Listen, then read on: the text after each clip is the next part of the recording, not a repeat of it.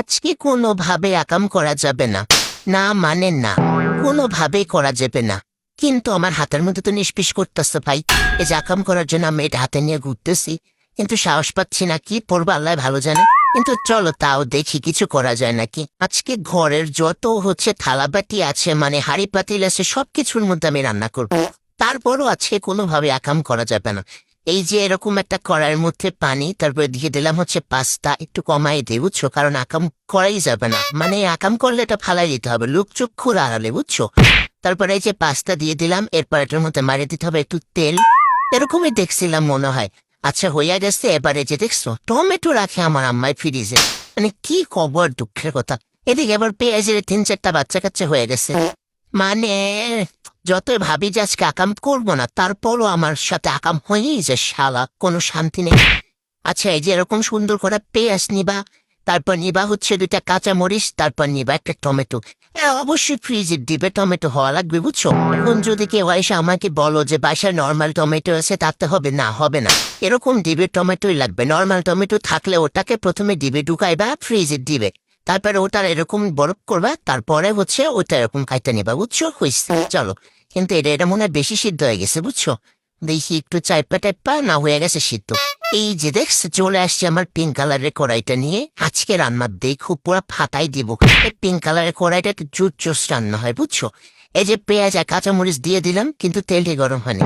আমি তো চুলা ধরাইছিলাম, মানে চুলা কি ধরাইছিলাম, ধরাইছে মানে ওই যে বুদ্ধ দেখছো, তার মানে চুলা ধরাইছি। তারপর এই যে দেখছো কি সুন্দর ভাজাভাজি হয়ে যাচ্ছে। তারপর দিয়ে দিতে হবে এই যে দিবে টমেটো গুলা, তারপর দিয়ে একটা ঘুটায় ভাঙ্গা নিতে হবে ভাই। এই যে দেখছো কি সুন্দর গুলা গেছে। হ্যাঁ, এরকম ঘুটায় এটা গলায় নিতে হবে সুন্দর করে ঘুটায়, বা মানে একটু ভাজা ভাজা করা লাগবে। তারপর মারে দিবে সয়া সস। এই যে এরকম সুন্দর করে একটু সয়া সস একটু কমাই দিলাম, কারণ আমার রান্না অলওয়েজ লবণ পোড়াই হয়ে যায়। তারপর নিবা এই যে এটা জানি কি বলে, কি সস যেন বলে বুঝছো, ভুল লাগেছি নাম। তারপরে এটারে সালাদ ভাই, এটার পরেই না যে কি একটা অবস্থা, আমি চামচ দিয়ে কুতায় মোতাটা একাকার করে ফেলছি, কিন্তু পরে না। এইদিকে আমার এই যে এইগুলা পুড়ে যেতেছে, মানে কি করবো আল্লাহ ভালো জানে। তারপরে যে এটারে হাত দিয়ে থাবড়ে আমার মানে এটা নকশা পরিবর্তন করে ফেলতে হবে বুঝছো। মন বেটা যাচ্ছে এটার ভাঙ্গেই ফেলি রে ভাই, অসহ্য পর শালা। মানে কি একটা অবস্থা রে ভাই পড়ছে।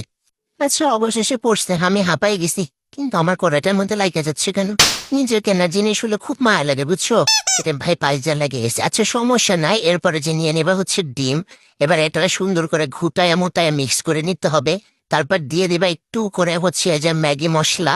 তারপরে যে এটা আবার ঘুটায় মিক্স করে নিবা এই যে সুন্দর করে। তারপর এটার মধ্যে দিয়ে দিতে এই দেখছ আবার পরে এসছে। মানে আকাম করাই লাগবে, সমস্যা নাই। আমরা আবার ওই যে আবার পরে এসছি, আমরা আবার তুলে দেবো। কি সমস্যাটা, যতবার পড়বে ততবার তুলে দেবো, কোনো সমস্যা নেই। তারপরে এই যে এটা এখন ঘুটায়া মুটায় এটারে মিক্স আপ করে নিতে হবে। মানে সুন্দর করে ঘুটায় মিক্স করে নিবা। শেষ হয় না কেন, আর কতক্ষণ ঘুটাবো রে, হাতটা তো ব্যথায় গেছে ঘুটাইতে। আচ্ছা এই যে চলো হয়ে গেছে। এবার নিয়ে এসে খাটের উপরে। তারপর লাগবে আমার পানি, কারণ আমার নিজের উপর কোনো ভরসা নেই। চলো খাই এবার রিভিউ দেওয়া যাক। কি বানাইছি একটু দেখি। কি বানাইছি দোয়া গুলো সবাই। আরে বাস, আমি এটা কি বানাইছি ভাই, জোস হয়েছে অস্থির, মানে পুরাই জোস বুঝছো। এবার আমি জি বাংলার রান্নাঘরে যাবই যাব, কোনো মিস নাই। তাই এবার সুন্দর করে প্রিপারেশন নেই।